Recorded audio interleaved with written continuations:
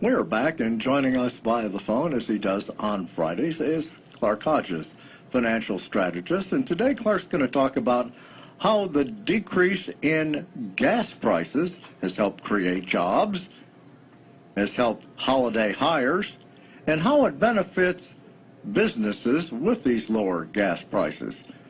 Clark, welcome back to Health, Wealth, and Happiness.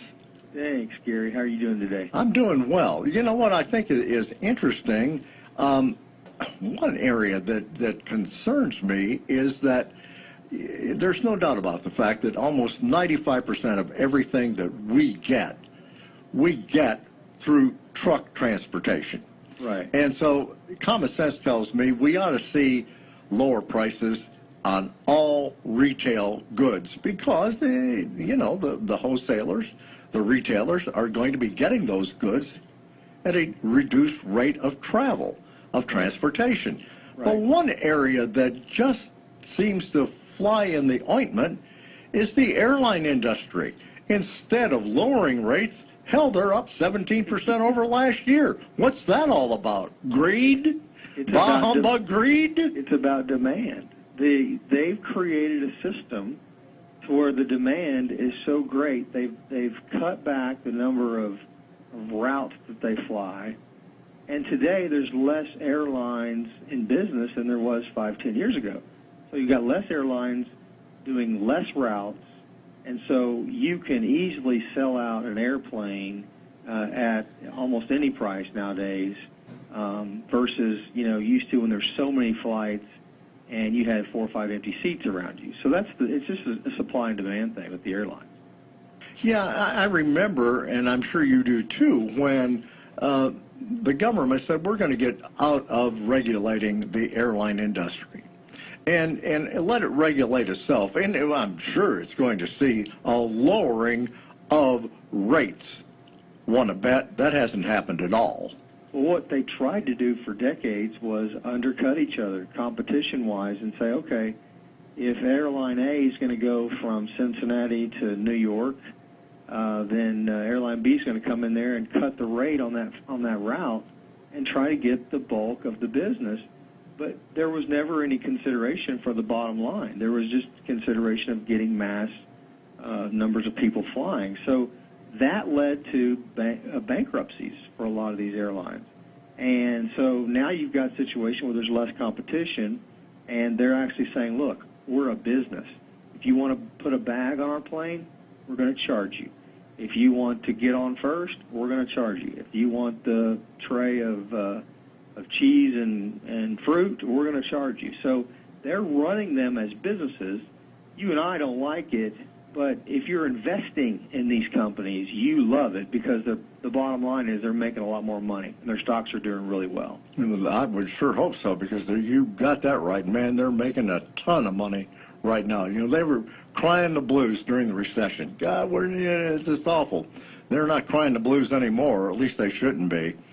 One of the things, too, when you look at the drop in gas prices, something happened this week that certainly is noteworthy.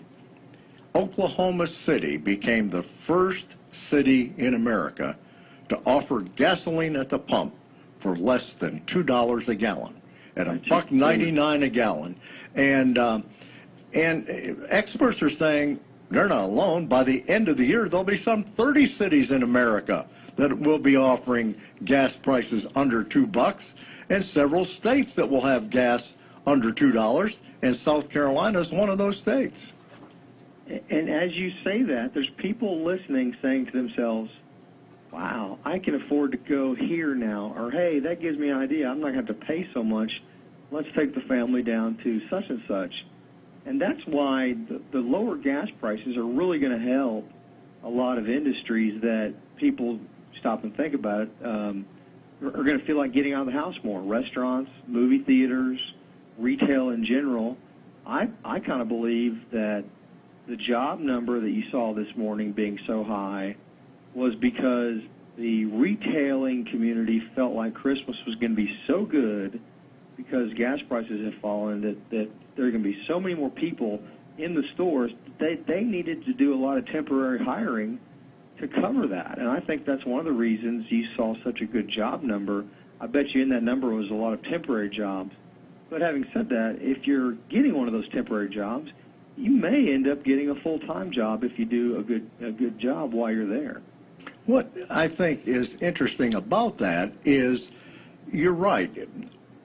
Gas prices right now compared to a year ago are down 54 cents a gallon. Well, what does that mean? Well, it means that to the average family, you're saving $1,100 a year. But we know we ain't savers here in the United States, Clark. Right. We spend. And so what are we going to do with that $1,100? Well, we're going to spend a lot of it on Christmas gifts. Yeah, and travel and eating out more often. And I think that's really the key. You're exactly right. We're not going to save that money. We're going to find another avenue to spend it on. If we're not spending it on gas, hey, let's go to the movie 2 times a week instead of once every 6 months, and that sort of thing. And you're right. I mean, a trip to grandmother's this year is a whole lot less than it was last year. And so you're going to see that, if not by plane, certainly by highway travel. And highway travel up over Thanksgiving was considerably up over last year. Yeah. And I'm sure it will be over Christmas as well. And just stop and think how General Motors and Ford and all these companies are just loving it, because they're now, for the first time, realistically having people consider, hey, I'm going to go out and buy an SUV. I'm not doing it because I have to. I may be doing it because I want to, because the gas price situation makes it much more appealing. Some people have 4 kids like me that have to have an SUV, but the people that would rather drive a truck and hated to pay so much for gas, now that's not an issue. So General Motors and Ford and these kinds of companies, I'm sure they are loving this, and their sales are probably pretty close to showing how much they're benefiting from this. Oh, absolutely. And, with gas prices not bottoming out yet, because right. Most experts are saying another 10 to 15 cents a gallon less before the end of the year, before we do bottom out. And oil prices worldwide are down to rates that we saw, quite frankly, 20 years ago. Right. So it's amazing to me that the bottom has fallen out, because all we had ever heard, 2 years ago was, well, the demand is so high, not only here, but in China, with the numbers of people now owning automobiles in China, and in India, the prices will never drop. Well, boy, that sure got whole shot in it in a hurry. Right. One of the things that I think is interesting, Gary, is in the last few years when gas prices were going up, there was always a built-in excuse that I remember almost quarterly coming up. It was the transition from winter blend to summer blend, or summer blend to winter blend at the refineries, and that was something that shut down the refinery temporarily, and that created a higher demand for gas, and gas prices went up. Isn't it funny how you're not hearing about that this year? You're not hearing how the refineries had to shut down to go from summer to winter. And I've always thought that was just an excuse, and sure enough, I think it was. But you don't hear any of that kind of talk as to why, this shutdown in the refineries can affect gas prices negatively. And the industry itself has done everything possible to artificially keep their prices up. For example, I'm not talking about supply and demand, I'm just talking about operations. There has not been a new refinery built in the United States of America in almost 40 years. Right. That's shameful. And technology hasn't gotten to that level, industry level, with how they can make them more efficient. You look at a lot of different industries and look at the oil and gas industry or the railroad industry. Technology is making a huge difference in efficiency in those industries, but you're not seeing it at the refinery level. So it is kind of an excuse, and it's nice not to hear that this year. These retail outlets have a lot to do with the manipulation of prices.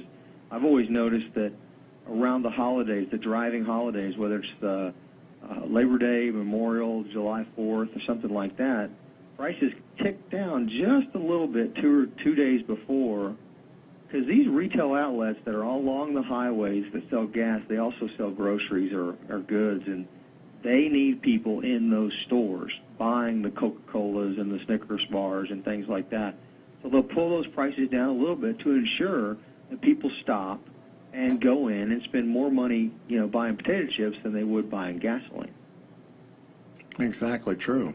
And I've noticed, too, that it's a way to get people to buy those products. I know that many times I will buy gas at Walmart because it's the cheapest.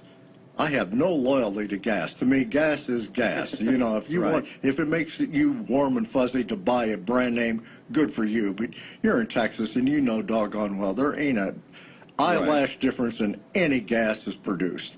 But in order to get you to buy their product, they'll say you can save 10 cents a gallon if you buy, and it'll change. Sometimes it is 3 Snicker bars. Sometimes it is 2 gallon or 2 liter bottles of beverage to get you to buy that product in the convenience store, which is attached, of course, to the gasoline pumps, and that's how they do it. They'll lower the gas prices. So all of those things mean, I think, savings to people.